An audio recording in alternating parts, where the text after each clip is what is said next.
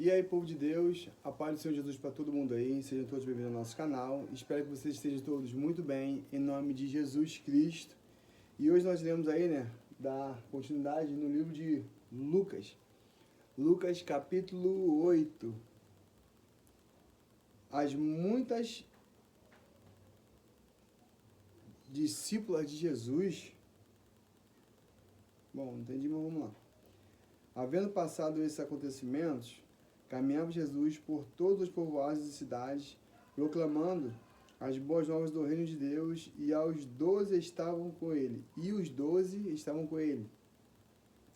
E também algumas mulheres que haviam sido curadas de espíritos malignos e doenças. Maria, conhecida como Madalena, de quem havia saído 7 demônios. Joana, esposa de Cusa, administrador da casa de Herodes, Susana e muitas outras. Essas mulheres cooperavam no sustento deles com seus bens. A parábola do semeador. E ocorreu que uma grande multidão se reuniu e pessoas de todas as cidades vieram ouvir a Jesus. Foi quando ele lhes propôs a seguinte parábola. Eis que um semeador saiu a semear. Enquanto lançava as sementes, parte dela caiu à beira do caminho, foi pisoteada e as aves do céu a devoraram. Outra parte caiu sobre as rochas e, quando germinou, as plantas secaram, pois não havia umidade suficiente. Outra parte ainda caiu entre os espinhos que com ela cresceram e sufocaram suas plantas. Todavia, uma outra parte caiu em boa terra, germinou, cresceu e produziu grande colheita, a 100 por 1. Tendo concluído essa parábola, exclamou: aquele que tem ouvidos para ouvir, ouça. Jesus explica a parábola. Seus discípulos lhe perguntaram o que ele queria comunicar com aquela parábola. Ao que ele lhes replicou: a vós outros é concedido saber, os mistérios de Deus, os mistérios do reino de Deus. Aos demais, contudo, anuncio através de parábolas, para que vendo não vejam e ouvindo não compreendam. Eis, portanto, o esclarecimento dessa parábola. A semente é a palavra de Deus. As que caíram à beira do caminho representam todos os que ouvem, mas então chega o diabo, tira a palavra do coração delas, para que não venham a crer e não sejam salvos. Ao que caíram sobre as rochas, simbolizam os que receberam a palavra com alegria, assim que a ouvem, contudo não produzem raiz. Creem por um período, mas desistem no tempo da provação,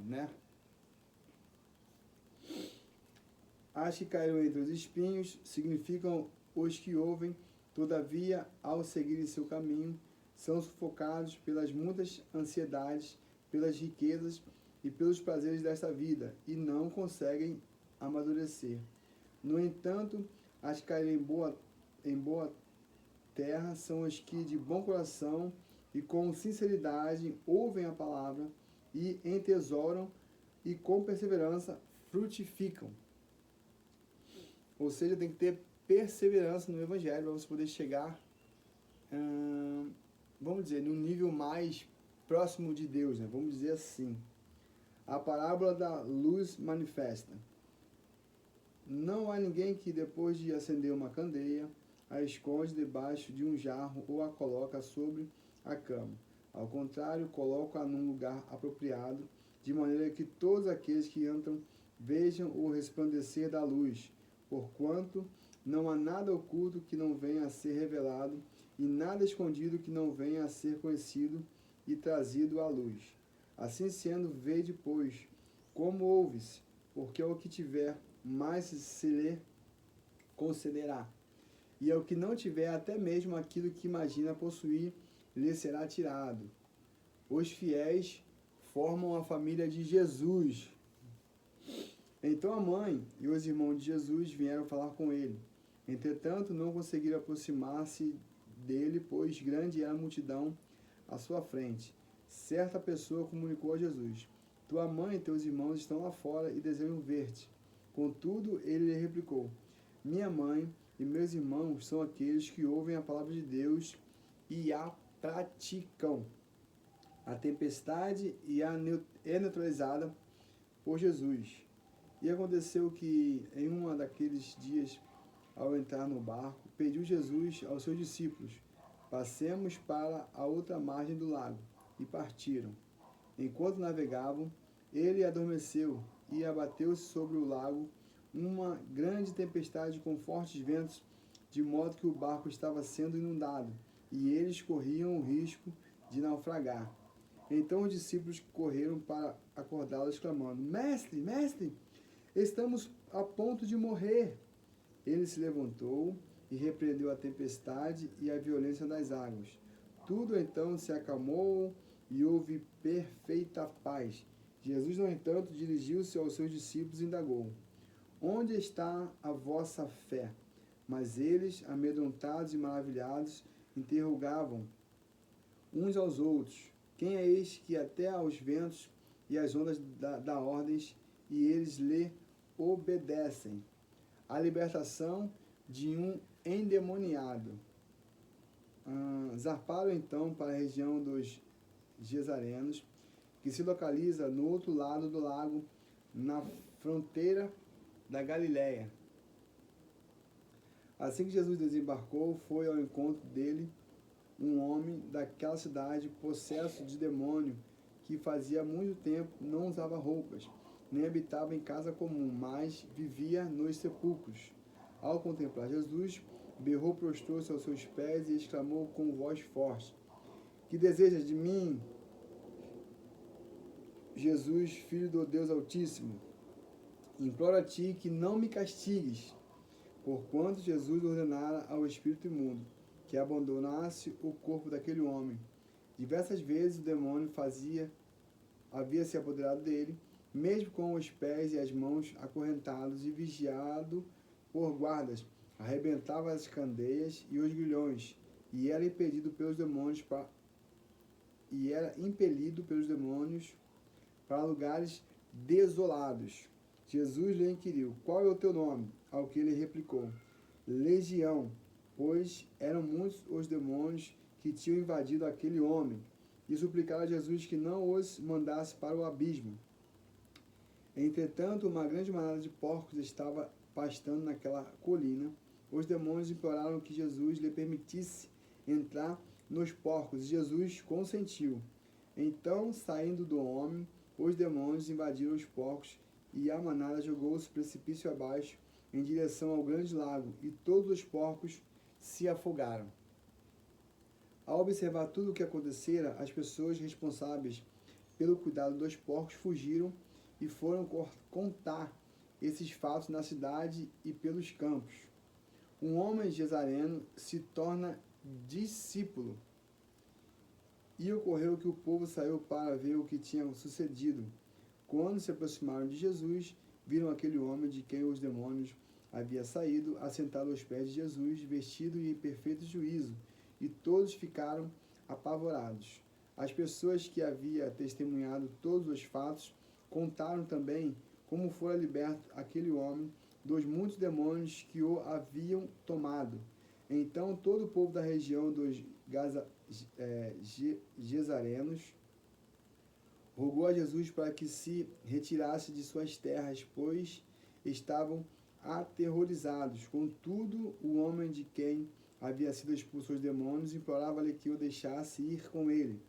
Mas Jesus despediu-se, recomendando-lhe: volta para a tua casa e compartilha tudo quanto Deus fez por ti. E assim o homem partiu e anunciou na cidade inteira todas as obras que Jesus havia realizado em sua vida.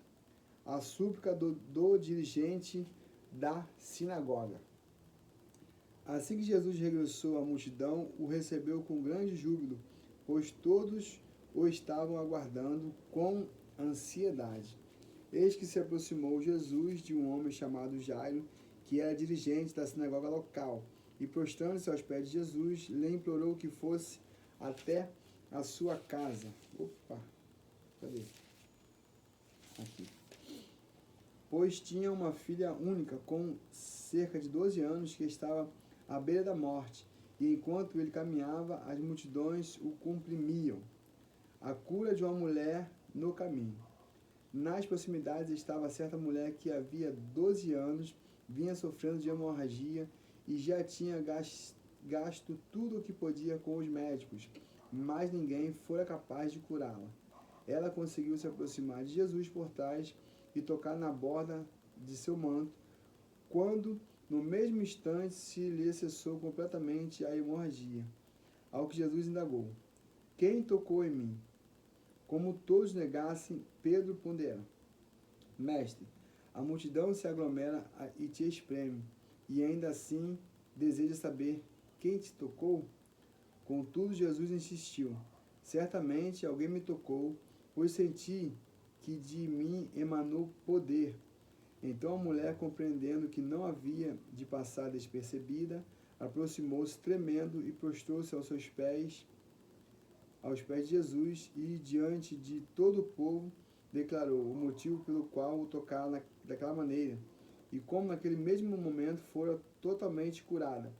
Ao que Jesus lhe afirmou: Filha, a tua fé te curou, vai-te em perfeita paz. Jesus ressuscita a filha de Jairo. Falava ele ainda quando chegou uma pessoa da casa do dirigente da sinagoga, informando: tua filha já está morta. Não adianta mais incomodar o mestre. Ao ouvir tais notícias, Jesus declarou a Jairo: não temas, tão somente crê e ela será salva. Assim que chegou à casa de Jairo, não permitiu que ninguém entrasse com ele, a não ser Pedro, João, Tiago, bem como o pai e a mãe da menina. Enquanto isso, grande comoção atingiu a multidão e todos choravam e se lamentavam por ela. Diante disso, Jesus o encorajou: não pranteais, ela não está morta, mas dorme. E muitos zombaram dele, pois tinham certeza de que ela estava morta. Entretanto, ele a tomou pela mão e em voz alta lhe ordenou: menina, levanta-te. Imediatamente o espírito dela retornou e no mesmo momento ela se levantou e ele mandou que lhe desse algo para comer.